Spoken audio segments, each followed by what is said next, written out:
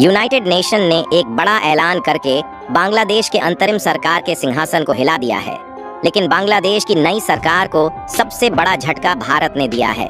जिस प्रकार बांग्लादेश की नई सरकार ने भारत से जुड़े सभी इतिहास को मिटा रही है, उसके बाद भारत ने पहला भयानक कदम उठा लिया है और अब ऐसा लगता है कि बांग्लादेश की बिजली हमेशा के लिए बंद होने वाली है। अदानी पावर एक बहुत बड़ा धमाका करने जा रहा है, जिसके बाद बांग्लादेश की बत्ती गुल हो सकती है। एक सप्ताह के भीतर ही बांग्लादेश की आर्थिक दुर्दशा देखकर पाकिस्तान और मालदीव भी हंसने लगे हैं। सब कुछ जानेंगे बेहद विस्तार से, लेकिन आगे बढ़ने से पहले आप सभी के लाइक और कमेंट के लिए शुक्रिया।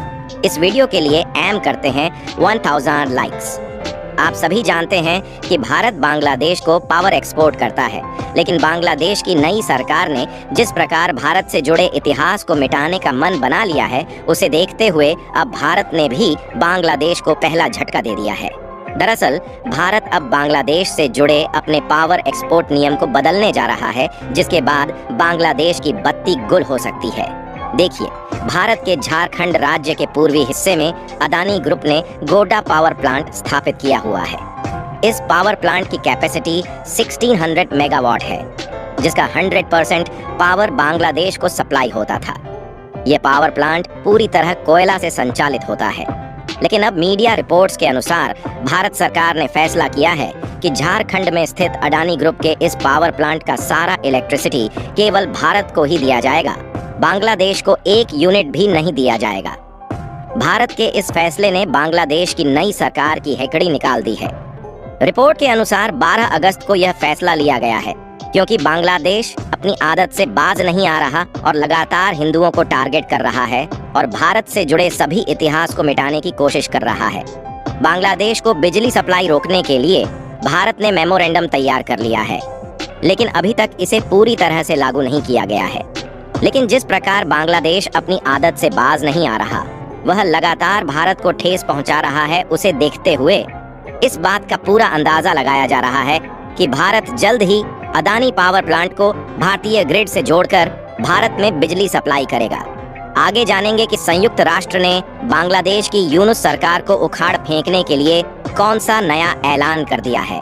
लेकिन उससे पहले जान लेते हैं कि बांग्लादेश की आर्थिक स्थिति देखकर पाकिस्तान और मालदीव क्यों हंस रहे हैं। देखिए, बांग्लादेश इस समय भारी अशांति और गंभीर आर्थिक संकट का सामना कर रहा है। बांग्लादेश ब्यूरो ऑफ स्टैटिस्टिक्स के अनुसार जुलाई 2024 में महंगाई दर यानी कंज्यूमर प्राइस इंडेक्स 12 सालों में सबसे अधिक 11.6% पर पहुंच गई है। बांग्लादेश के इस आर्थिक दुर्गति को देखकर पाकिस्तान, मालदीव और श्रीलंका जैसे देश हंस रहे होंगे और सोच रहे होंगे कि आखिर भारत से टकराने वाले पड़ोसी देशों की अक्सर इतनी बुरी हालत क्यों हो जाती है। बांग्लादेश के छात्रों ने भारत समर्थित सरकार को गिरा दिया है, लेकिन इससे उनकी मुश्किलें बढ़ाने वाली है। अंत में उन्हें भारत की बात माननी पड़ेगी, नहीं तो बांग्लादेश में पाकिस्तान की तरह 1 किलो आटा खरीदने के लिए दंगा हो जाएगा। बांग्लादेश की नई सरकार ने मालदीव की भी हालत देखी है, जिसने भारत से टकराने की हिम्मत की और अब उसके पास 1 महीने खर्च चलाने के लिए भी बैंक बैलेंस नहीं बचे हैं। बांग्लादेश में खास तौर पर खाद्य महंगाई 14% से अधिक हो गई है, जो 13 सालों में पहली बार हुआ है। देश में चल रहे प्रदर्शनों के कारण सप्लाई चेन भी बुरी तरह प्रभावित हुई है। इसके अलावा बांग्लादेश के व्यापार क्षेत्र में भी नकदी संकट यानी लिक्विडिटी क्रंच देखा जा रहा है, क्योंकि केंद्रीय बैंक ने नकद निकासी पर सीमा लगा दी है। इस समय नागरिक एक बार में बैंक से 2 लाख बांग्लादेशी टाका से ज्यादा नहीं निकाल सकते। यह कदम शेख हसीना की सरकार के हटने और नोबेल शांति पुरस्कार विजेता मोहम्मद यूनुस के नेतृत्व में नई अंतरिम सरकार बनने के बाद उठाया गया है, जो देश में स्थिरता लाने की कोशिश कर रही है। ये सब दर्शाता है कि बांग्लादेश अपने इकोनॉमी को कंट्रोल करने के लिए पूरी ताकत लगा रहा है, लेकिन उसे अपने इकोनॉमी को संभालने के लिए भारत की मदद लेनी ही पड़ेगी, क्योंकि बांग्लादेश का इकोनॉमी का फेफड़ा भारत के मुट्ठी में बंद है। नोबेल प्राइज विजेता मोहम्मद यूनुस को कोई बात अच्छे से पता है कि भारत की मदद के बिना बांग्लादेश सांस तक नहीं ले पाएगा। इसी कारण उन्होंने हाल ही में भारत को खुश करने के लिए मंदिर का दौरा किया है।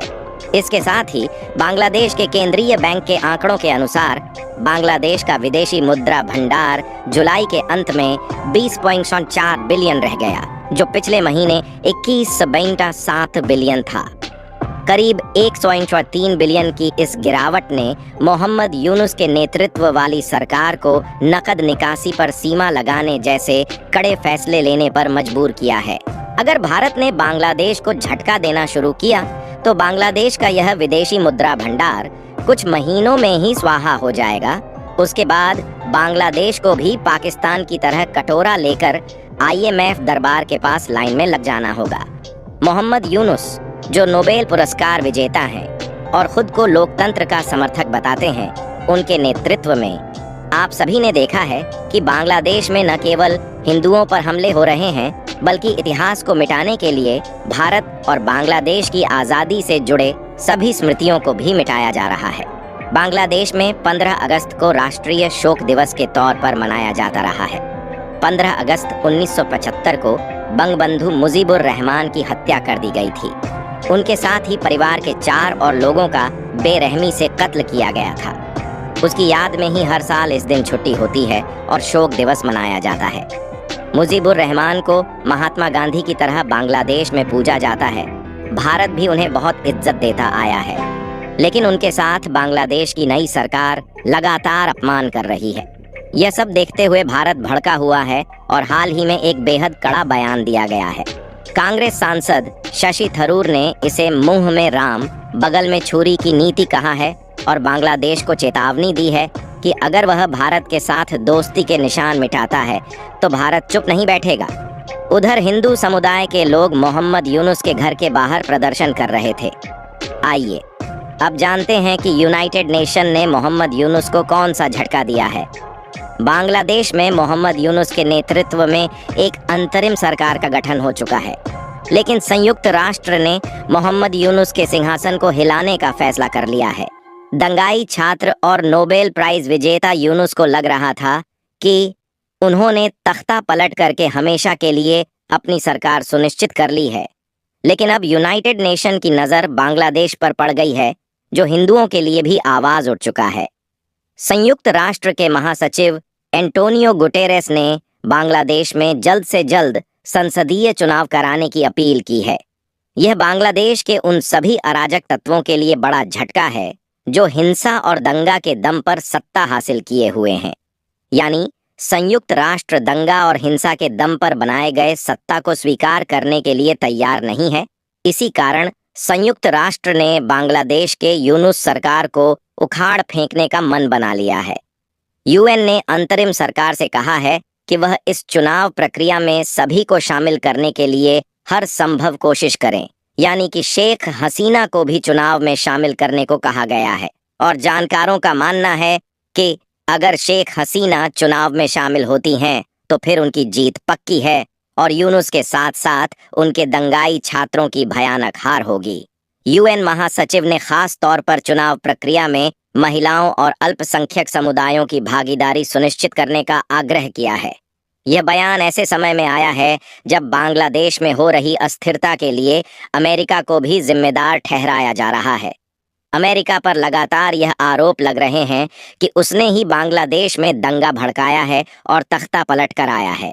हो सकता है कि अमेरिका ने अपनी छवि सुधारने के लिए यूनाइटेड नेशन को यह आदेश दिया हो ताकि जल्द से जल्द चुनाव कराया जाए।